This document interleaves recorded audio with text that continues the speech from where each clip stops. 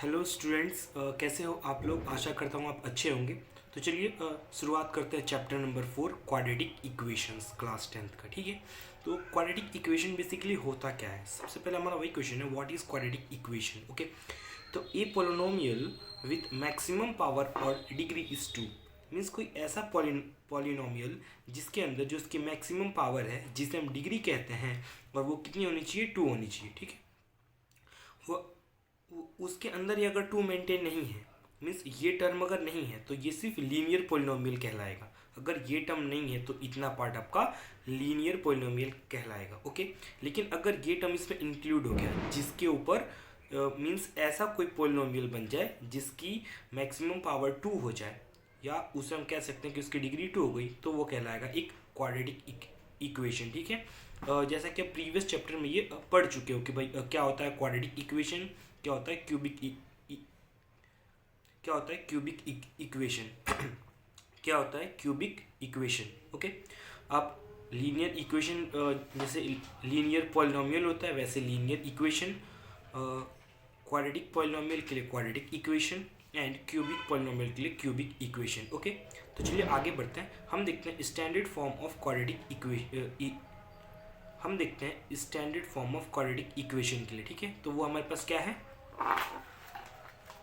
वो है हमारे पास a x square plus b x plus c is equals to 0। Okay, तो इसमें जो x क्या है, x है वो हमारा वेरिएबल, और जो ए बी सी क्या है वो हमारे रियल नंबर्स है, और जहाँ पे a क्या है वो नॉट इक्वल टू 0। मीन्स ये जो आपकी है डेफिनेशन, और वो क्या बता रही है कि अगर आपका जो एक्स स्क्वायर का जो कोएफिशिएंट है वो 0 नहीं हो सकता, क्योंकि अगर यही 0 हो जाएगा तो ये टर्म ही गायब हो जाएगा। और जैसा कि मैं आपको बताया कि अगर ये टर्म गायब हो जाएगा तो ये आपका जो इक्वेशन है वो क्वाड्रेटिक नहीं कहला पाएगा। ठीक है, तो चलिए इसको एक एग्जांपल से समझते हैं। क्या एग्जांपल, कि रिप्रेजेंट द सिचुएशन मैथमेटिकली। एक कुछ स्टेटमेंट यहाँ पे गिवन है और हमें इस स्टेटमेंट को मैथमेटिकली एक्सप्लेन करना है। ठीक है, तो क्या लिखा है, John and Jeevanti together have 45 marbles, both of them lost 5 marbles each, and the product of the number of the marbles they now have is 124. We would like to find how many marbles they had to start with. Okay, तो यहाँ पे क्या बोल रखा है कि John और जयवंती को टुगेदर मिला के, टुगेदर मीन्स साथ में। ओके, ये जो कि वर्ड लिखा है टुगेदर, इसका मतलब होता है साथ में। तो जॉन और जयवंती को मिला के ये हमारे पास जो है कितने 45 मार्बल्स हैं, and both of them lost 5 marbles, और दोनों ने 5 मार्बल खो दिए। And the product of the numbers of the marbles they now have is 124। और जो अब लिखा है ना नाउ, जो अब उनके पास अब जितने भी मार्बल्स हैं उनका जब हम प्रोडक्ट करते हैं, प्रोडक्ट मीन्स मल्टीप्लाई करते हैं, तो वो नंबर कितना निकल के आ रहा है 124। ठीक है, तो इस सिचुएशन को हमें मैथमेटिकली रिप्रेजेंट करना है। ठीक है, तो फिर चलिए शुरू करते हैं। हम ऐसा मान लेते हैं, एक मिनट कैमरा फोकस हो जाए, यस अभी focus. So let a number of the marbles with John is x। ठीक है, तो जॉन के पास कितने मार्बल्स हैं x, और जयवंती के पास कितने मार्बल्स हैं y। और जैसे कि स्टेटमेंट बोल रहा है कि x plus y is equals to 45 है ना, क्योंकि ये दोनों को मिला के 45 मार्बल्स हो रहे हैं, इसके लिए हम ऐसा लिख सकते हैं। ठीक है, आफ्टर लूजिंग 5 मार्बल्स, जब उन्होंने 5 मार्बल जो है वो खो दिए, तो फिर अब कितने बचे जॉन के पास x-5 और जीवंती के पास y-5। लेकिन हमको जो क्वाड्रेटिक इक्वेशन चाहिए उसके अंदर एक ही वेरिएबल चाहिए, 2 वेरिएबल नहीं चाहिए। ठीक है, क्योंकि अगर वो 2 वेरिएबल हो जाएगा तो फिर हमको 2 इक्वेशंस की जरूरत पड़ेगी। ठीक है, तो हम क्या करेंगे, इसको एक इक्वेशन सिंगल वेरिएबल में बनाने के लिए एक की वैल्यू दूसरे के रिस्पेक्ट में निकाल के पुट कर देंगे। तो इसलिए हमने यहाँ पे क्या किया है कि फर्स्ट इक्वेशन की हेल्प लेके यहाँ से y की वैल्यू निकाली। y की वैल्यू हम कैसे निकालेंगे, x को वहाँ पे भेज देंगे कि उसके दूसरे साइड में, तो y इक्वल टू हो जाएगा 45 माइनस एक्स। ओके, ठीक है, तो अब हम क्या करेंगे, जहाँ पे y लिखा है वहाँ पे ये वैल्यू पुट कर देंगे। तो फिर जयवंती के पास x के टर्म्स में अब कितने मार्बल्स बचे हैं, 45 माइनस एक्स माइनस 5, और ये 45 माइनस एक्स मैंने यहाँ कहाँ पुट किया, इस इक्वेशन में पुट किया। ये ना नहीं, जयवंती के पास इतने मार्बल्स थे y-5, लेकिन अब y की जगह हम ये रखेंगे।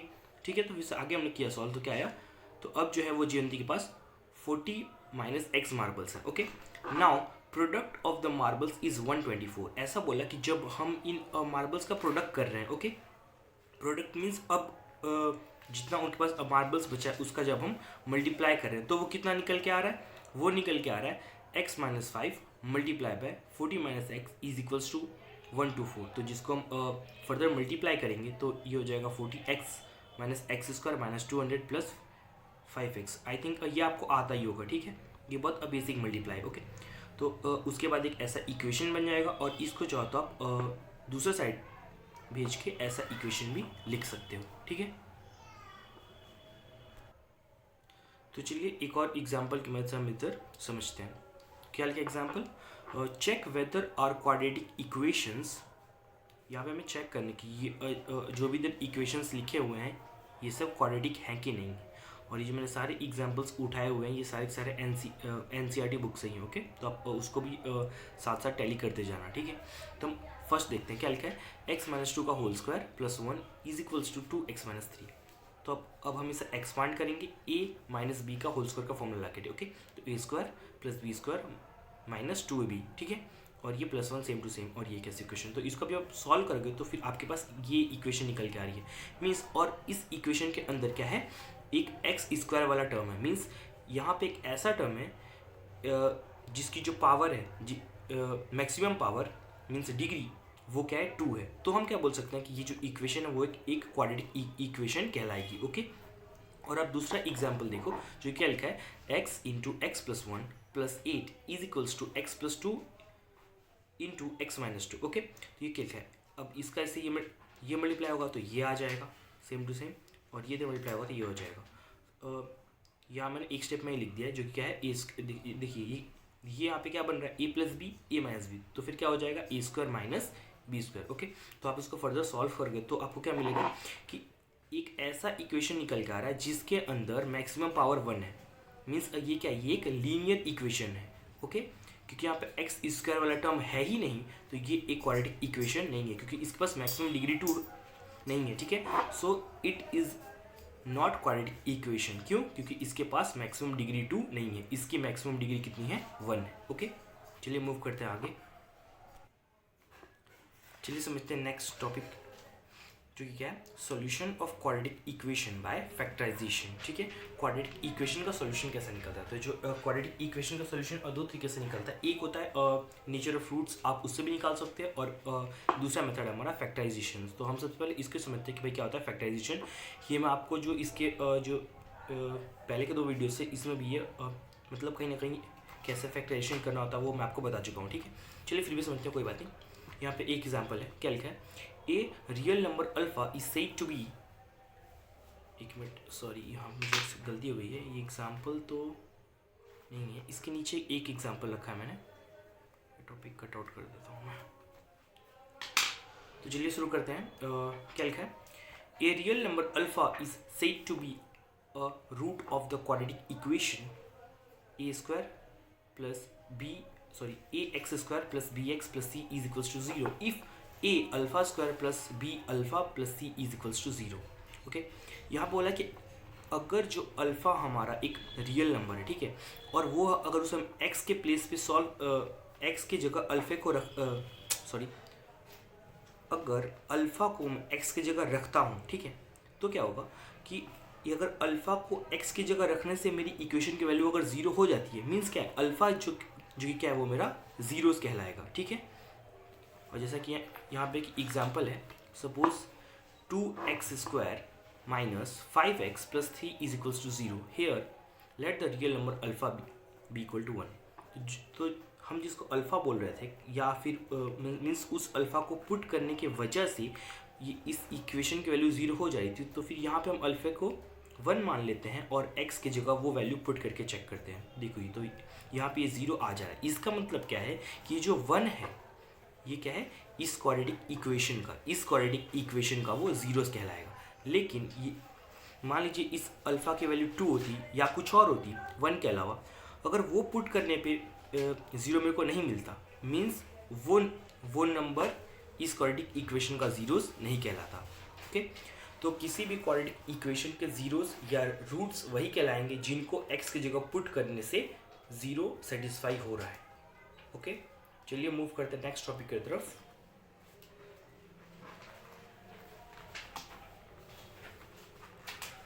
The zeros of the quadratic polynomial ax square plus bx plus c at the roots of the quadratic polynomial ax plus bx plus c are the same। वही बात है जो मैं आपको यहाँ पे करके दिखाया हूँ कि जो ये अगर क्वाड्रेटिक पॉलिनोमियल हो या क्वाड्रेटिक इक्वेशन हो, दोनों के जो रूट्स होते हैं वो क्या होते हैं, हमेशा सेम होते हैं। पॉलिनोमियल में कुछ नहीं होता, बस पॉलिनोमियल में ऐसा होता है कि उसे हम लिखते टाइप पे जीरो के बराबर नहीं लिखते हैं, और जो क्वाड्रेटिक इक्वेशन होता है उसमें हमको पूरे इक्वेशन को जीरो के बराबर लिखना होता है। ओके, चलिए मूव करते हैं एक एग्जाम्पल की तरफ। क्या है वो example? Find the roots of the quadratic equation. हमें ये जो यहाँ पे गिवन है क्वाड्रेटिक इक्वेशन, इसका हमें रूट निकालना है। और ये क्या है quadratic equation? 6x² minus x minus 2 is equals to 0। Okay, तो हम यहाँ पे क्या करेंगे, उसका फैक्टराइजेशन करेंगे। कैसे? बाय उसको स्प्लिट करके। ओके, एक मेथड होता है, बेसिकली मुझे उसका अभी नाम तो नहीं पता क्योंकि मैंने नोट भी नहीं किया, बस जो मैं तरीका बता रहा हूँ आप सीख लीजिए कैसे स्प्लिट करके हम किसी क्वाड्रेटिक इक्वेशन के रूट्स या जीरोस फाइंड कर सकते हैं। अब देखिए कैसे। हमें यहाँ पे फर्स्ट टर्म को और लास्ट टर्म को मल्टीप्लाई करना होता है। सबसे पहले आप इसको एक ऑर्डर में रख दो कि जो स्क्वायर वाला टर्म है इधर, उसके बाद जो वेरिएबल वाला टर्म है मीन्स सिंगल वाला टर्म है इधर, और उसके बाद जो कांस्टेंट टर्म है जिसके पास कोई भी वेरिएबल नहीं रहेगा वो इधर। ओके, अब आप फर्स्ट टर्म और लास्ट टर्म को मल्टीप्लाई करो। ओके, जब हम फर्स्ट टर्म और लास्ट टर्म को मल्टीप्लाई करेंगे तो फिर हमारे पास क्या आएगा, मैं आपको करके दिखा रहा हूँ इधर कि 6 × 2 हो जाएगा 12, और x² 6x² multiply by 2 will become 12x²। लेकिन यहाँ देखिए 6 प्लस में है और ये है माइनस में, तो यहाँ पे क्या आ जाएगा -12x²। ओके, अब मुझे मिडल टर्म को कुछ इस तरीके से लिखना है, कि उसे प्लस या माइनस करने पे वो क्या आ जाए, 1 हो, सॉरी प्लस या माइनस करने पे -1 हो, और मल्टीप्लाई करने से -12x² है। तो मैंने जो नंबर चुने हैं वो -4 और +3।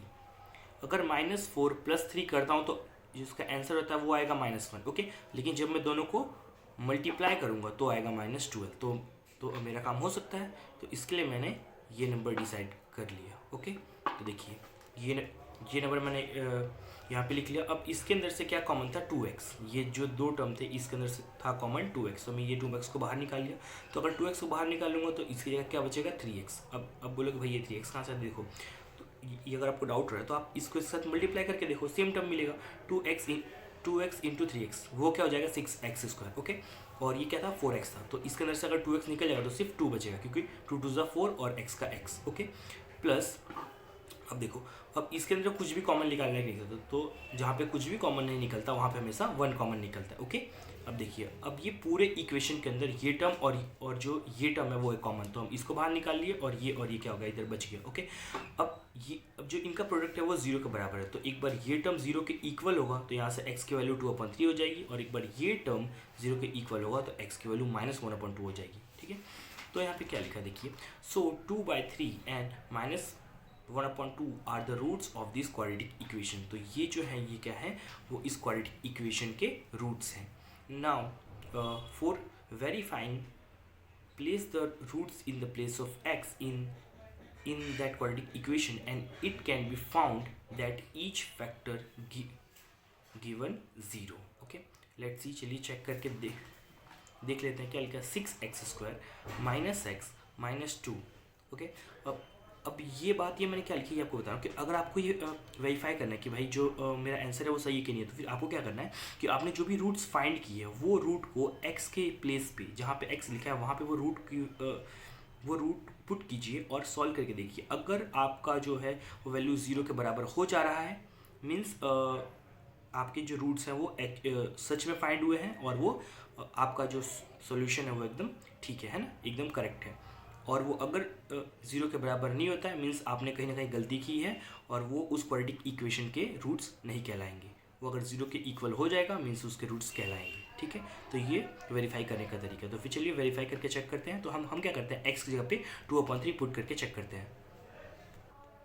हाँ, तो चलिए एक्स की जगह पे 2/3 हम पुट करके देखते हैं। तो जहाँ पे एक्स था यहाँ पे मैंने 2/3 लिख दिया। अब एक्स का स्क्वायर लिखा था इसलिए ये जो यहाँ पे 2/3 इसका भी स्क्वायर होगा। ओके, और यहाँ पे एक्स की जगह पे 2/3, ठीक है। तो अब इसका स्क्वायर हुआ 4/9, ठीक है। और ये क्या हुआ, इसके साथ एलसीएम होके मीन्स मल्टीप्लाई होके ऐसा बन गया 6 हो गया। 3 2 6। और ये जो डिनोमिनेटर सिर्फ 2 का था वो अब इन दोनों टर्म्स का हो गया। ओके, अब देखिए ये साथ हमने कट कर लिया तो फिर यहाँ हो गया 2 और यहाँ हो गया 4/3 माइनस माइनस माइनस प्लस तो हुआ -8/3। 4 2 8 और यहाँ पे क्या 8/3, तो 8/3 से मिला तो और बीच में था माइनस तो इसलिए हो गया वो 0। तो ये हैंस प्रूफ्ड। देखिए ये प्रूफ हो गया कि ये जो है x = 2/3 जो है वो इस क्वाड्रेटिक इक्वेशन का एक एक्चुअल रूट है। मीन्स जो हमने सॉल्यूशन फाइंड किया स्प्लिट वाले मेथड से वो हमारा सॉल्यूशन करेक्ट है। अगर आपको डाउट होता है तो आप x की वैल्यू -1/2 पुट करके भी चेक कर सकते हो, आपको 0 ही मिलेगा। ठीक है, ये रहा x की वैल्यू -1/2। ये आप ये x के जगह पुट करके चेक कर सकते हो। मैंने फर्स्ट वाली वैल्यू पुट करके चेक की है। ठीक है,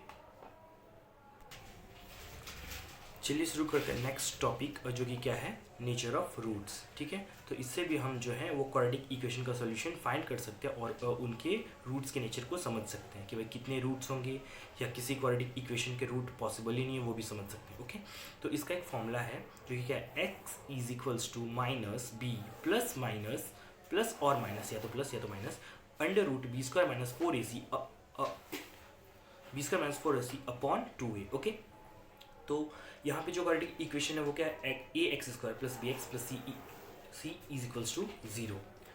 अब यहाँ पे जो आप टर्म देख रहे हैं b² - 4ac, इसको हम कहते हैं डिस्क्रिमिनेंट। अब ये डिस्क्रिमिनेंट क्या होता है, तो फिर देखिए जैसे इसके नाम से ही पता चल रहा है, या वर्ड मीन्स जो है ये पहले भी सुनेंगे, डिस्क्रिमिनेशन यानी मतलब सेपरेट आउट करना, कुछ दूसरे के अंदर से अलग दिखाना है ना, मतलब उसको एक दूसरे तरीके से चीज़ों को दिखाना, वो होता है डिस्क्रिमिनेट करना। तो यहाँ पे ये जो वर्ड है वो दिखाता है कि भाई क्वाड्रेटिक इक्वेशन के कितने रूट्स आएंगे और उनके जो रूट्स हैं उनका नेचर क्या है, वो हमें इससे पता चलेगा, इससे डिस्क्रिमिनेंट ऑफ क्वाड्रेटिक इक्वेशन से, जो कि है b² - 4ac जो टर्म है वो। ओके, तो हम क्या करेंगे, सबसे पहले हमारे पास क्या मेथड है कि इफ़ b² - 4ac मीन्स जो कि हमारा डिस्क्रिमिनेंट है अगर वो 0 से बड़ा है। ओके, जो हमारा अगर डिस्क्रिमिनेंट है ये टर्म b² - 4ac अगर ये 0 से बड़ा है तो क्या होगा, उस केस में आपके पास दो अलग अलग रियल रूट्स होंगे। एक होगा -b plus √b² - 4ac upon 2a और एक होगा -b minus √b² - 4ac upon 2a। Okay, तो ये कब पॉसिबल होगा, अगर जब मेरा डिस्क्रिमिनेंट 0 से, आपको क्या बोल रहा था कि जो डिस्क्रिमिनेंट होता है ये अगर 0 से बड़ा हो, ओके, तो फिर आपके पास दो डिस्टिंक्ट मीन्स अलग अलग रियल रूट्स आर पॉसिबल। दो आपको अलग अलग रियल रूट मिलते हैं। ठीक है, तो चलिए इसको हम एक एग्जाम्पल लेके समझते हैं। क्या है हमारा example, find nature of roots, और क्या हमारे पास quadratic equation 2x² - 6x + 3 = 0। Okay, तो इस केस में जो हमारे पास a है वो 2 है और जो b है वो क्या है -6 और c है वो क्या है 3 है। ओके, तो हम सबसे पहले इसका डिस्क्रिमिनेंट चेक करते हैं कि वो 0 से बड़ा है या छोटा है। तो क्या है भाई डिस्क्रिमिनेंट b² - 4ac, तो b²। ओके, तो ये क्या है, b की वैल्यू -6, तो ये रहा -6 का हम स्क्वायर करेंगे जो कि 36 आएगा। अब ये माइनस की साइन क्या होती है, स्क्वायर करते टाइम वो पॉजिटिव में कन्वर्ट हो जाती है। ओके, अब देखिए -4ac, तो ये रहा -4, a क्या है हमारा 2 और b क्या है c क्या है हमारा 3, तो 4 2 8, 8 3 24, तो ये आ गया -24 और 36 - 24 जो क्या है 12 और जो कि क्या है 0 से बड़ा है। मीन्स इसके अंदर आपके पास दो अलग अलग रियल रूट्स हैं। तो चलिए अब उसे फाइंड कर लेते हैं, किस फॉर्मूला से, ये फॉर्मूला से। ओके, तो चलिए फाइंड करते हैं। तो ये रहा, हमने ये फॉर्मूला रखा, अब उसके अंदर सारी वैल्यूज सब्स्टिट्यूट की, b की जगह -6 और ये रहा हमारा डिस्क्रिमिनेंट 12, फिर इसका रूट करेंगे तो इसका रूट का आएगा 2√3। ओके, और ये 2 2 ज़ा 4, जो कि ए की वैल्यू पुट करने पे हुआ। ओके, अब देखिए, अब ये इसके अंदर से हमने टू जो है वो कॉमन आउट कर लिया, तो फिर यहाँ बचा 3 और यहाँ का 2 बाहर निकल चुका है, और ये जो 2 है वो हम दोनों साइड से कॉमन आउट किए, यहाँ से भी और यहाँ से भी, तो वो कट आउट हो गया और बचा क्या 3 प्लस √3/2। ओके, चलिए दूसरा अलग रूट भी ऐसे हम कर लेते हैं फाइंड, सेम मेथड से किया, बस यहाँ प्लस से हो गया माइनस, क्या आया 3 माइनस √3/2। ओके, तो आपको कुछ भी डाउट हो इसमें तो आप मुझको बेझिझक पूछ सकते हैं, आप ये कमेंट सेक्शन में पूछ सकते हैं, चाहे मैं अपना ईमेल आईडी दूंगा, आप वहाँ पे मेरे को जो है मेल कर सकते हैं। तो चलिए मूव करते हैं दूसरे मेथड की तरफ, जिसमें डिटर्मिनेंट को फिर से चेक करेंगे। अगर हमारा डिटर्मिनेंट इस केस में अगर 0 हो जाता है तो क्या होगा कि हमारे पास 2 इक्वल रूट्स होंगे, मीन्स जो रूट आएगा वो उसको हम 2 बोल सकते हैं, लेकिन वो सेम टू सेम होगा, जैसा कि ये रहा, बिल्कुल सेम होगा। ओके, कब जब हमारा डिस्क्रिमिनेंट क्या हो जाए 0 के बराबर हो जाए। तो इसको हम एक एग्जांपल से समझते हैं तो आपको ज़्यादा तरीके से समझ में आएगा, जो कि क्या है, find the discriminant of the quadratic equation x² - 4x + 4 = 0 and hence find nature of roots if possible. Okay, तो ये एक जो क्वेश्चन है वो एनसीईआरटी का ही है, लेकिन मैं इसको हल्का सा मॉडिफाई किया, ये क्वेश्चन कुछ और था, मैंने इसको किसी और तरीके से डिज़ाइन किया। ओके, तो चलिए देखते हैं। अब इस इक्वेशन के लिए ए क्या है हमारे पास 1, बी क्या है -4, देखिए आप जैसे कि आप देख सकते हैं, और सी क्या है +4। ओके, तो जो हमारा डिस्क्रिमिनेंट है वो क्या है b² - 4ac, b², तो फिर b क्या है -4, तो ये रहा -4 का स्क्वायर करेंगे तो क्या आएगा 16, माइनस का जो फॉर्मूले का माइनस है वो, और ac 4 ये, और a हमारा 1 और c हमारा 4, वो हमने पुट कर दिया, 4 1 4 4 4 16, 16 - 16, तो ये क्या हो गया 0 हो गया। 0 का मीन्स क्या होगा, जो हमारा डिस्क्रिमिनेंट है वो 0 हो गया, मीन्स हमारे पास दो इक्वल रूट्स होंगे। तो भाई चलिए उसको फाइंड कर लेते हैं। तो उसका फॉर्मूला ये हमारे पास, दैट x = -b/2a, तो ये रहा x = -b/2a, b की जगह 1 और a की जगह b की जगह -4 और a की जगह 1। ओके, चलिए हम इसमें ये पुट कर लेंगे, तो हमको क्या मिलेगा, ये माइनस और ये माइनस कट जाएगा, तो फिर ये हो जाएगा 4 और 2 बन जाए 2, तो 4/2 बन जाएगा, जो कि और कट के क्या हो जाएगा 2, मीन्स जो हमारे यहाँ पे इक्वल रूट्स हैं वो क्या है 2 है, so that the possible 2 equal roots are 2। Okay, चलिए अब मूव करते हैं नेक्स्ट डिस्क्रिमिनेंट के कंडीशन की तरफ, जो कि क्या बोलती है कि अगर मेरा डिस्क्रिमिनेंट 0 से छोटा हो तो फिर क्या होगा, कोई भी रूट्स पॉसिबल नहीं होंगे। लिखा है ना, इफ़ b² - 4ac, जो कि मेरा डिस्क्रिमिनेंट है, if it is less than 0 then no real roots are possible। Okay, चलिए हम इसको एक एग्जांपल की मदद से समझते हैं। तो भाई क्या एग्जांपल, क्या लिखा है, तो देखिए, तो ये क्वेश्चन बोला है कि is it possible to design a rectangular park of perimeter 80 meter and area 900 meter square. क्या ऐसा पॉसिबल है कि हम एक रेक्टेंगुलर पार्क को डिज़ाइन करें अगर उसका पेरीमीटर 80 मीटर है और जो उसका एरिया है वो 900 मीटर स्क्वायर है। If so find its length and breadth. अगर पॉसिबल हो तो आप उसका लेंथ और ब्रेथ फाइंड कीजिए। मीन्स अगर ये डिज़ाइन करना पॉसिबल है तो आप जो उसकी लंबाई और चौड़ाई है वो फाइंड कीजिए। तो सबसे पहले हमें चेक करना है कि भाई ये इसको जो है वो डिज़ाइन करना पॉसिबल है कि नहीं। तो हम कैसे चेक करेंगे, देखिए सबसे पहले इसका एक हम मैथमेटिकल इक्वेशन डेवलप करेंगे और उसके बाद हम इसे चेक करेंगे। ठीक है, तो हम देखिए ये यहाँ पे मैंने क्या लिखा है, first right in a mathematical form. सबसे पहले ये जो आपको सारे स्टेटमेंट लिखे हुए हैं हम इसको कन्वर्ट कर लेंगे एक मैथमेटिकल फॉर्म में। तो perimeter of rectangular park is 80 meter, जो कि आपको गिवन है। तो जो पेरीमीटर ऑफ रेक्टेंगुलर पार्क होता है और वो क्या होता है, मीन्स जो इसका फॉर्मूला होता है वो होता है 2 × L + B, 2 × लेंथ + ब्रेथ। ये अपने क्लास 4th-5th में सीखा होगा। ओके, तो 2 × L + B = 80।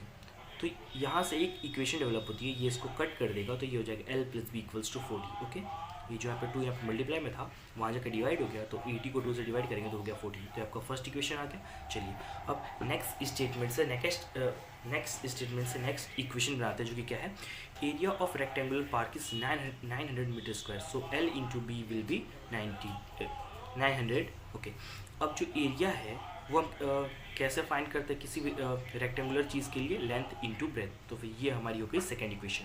अब हम दोनों इक्वेशन को मिला के, ओके, जो दोनों इक्वेशन है हमारे,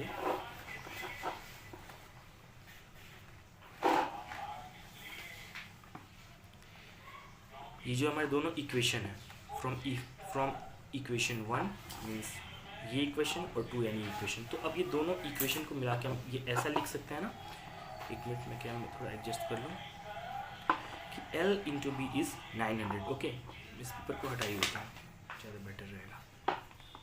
ठीक है, so L into b is 900, तो L की जगह पर हमने पुट कर लिया, कहाँ से, फर्स्ट इक्वेशन से। किसकी वैल्यू, L की वैल्यू, L प्लस बी 40 के बराबर हो रहा था, तो L की वैल्यू कितनी हो जाएगी, B 40 माइनस बी। ठीक है, तो हमने L की जगह 40 माइनस बी रखा, इंटू ये वाला बी, और ये टर्म वैसे क्या वैसे ही। अभी क्या होगा, ये इसके साथ मल्टीप्लाई होगा तो ऐसा टर्म बन जाएगा, ये बन जाएगा ऐसे। हम इसको यहाँ वहाँ शिफ्ट कर लेंगे तो एक हमारे पास क्वाड्रेटिक इक्वेशन रेडी हो जाएगी। ओके, अब हम क्या करेंगे, इसका हम डिस्क्रिमिनेंट चेक करेंगे। ओके, अगर इसका डिस्क्रिमिनेंट जो हमारे कंडीशन को सेटिस्फाई करता है तो हम आगे मूव करेंगे। तो भाई इसका क्या है, बी स्क्वायर माइनस 4ac जो कि इसका डिस्क्रिमिनेंट है, और वो क्या निकल के आ रहा है, बी की जगह पे हमने बी की वैल्यू पुट की, ए की जगह पे ए के, और सी की जगह पे सी की। तो ये सारी वैल्यू पुट करने के बाद जो हमारा डिटर्मिनेंट निकल के आया वो क्या आया, -2000, जो और जो कि क्या है, 0 से छोटा है। तो अगर ये 0 से छोटा है तो जो हमारी कंडीशन क्या कहती थी कि no real roots are possible, कोई भी रूट्स पॉसिबल ही नहीं होंगे, है ना, कोई भी रूट बनेंगे ही नहीं, क्योंकि जब इसका डिस्क्रिमिनेंट ही 0 से छोटा होगा तो कोई भी रूट्स नहीं बनेंगे। Okay, so that it is not possible to design a rectangular park. तो इस केस के साथ, इस पेरीमीटर और एरिया के साथ हम किसी रेक्टेंगुलर पार्क को डिज़ाइन नहीं कर सकते हैं। Okay, so best of luck for your exams and work hard. Thank you. Please like and subscribe my channel, and please keep supporting me for more videos.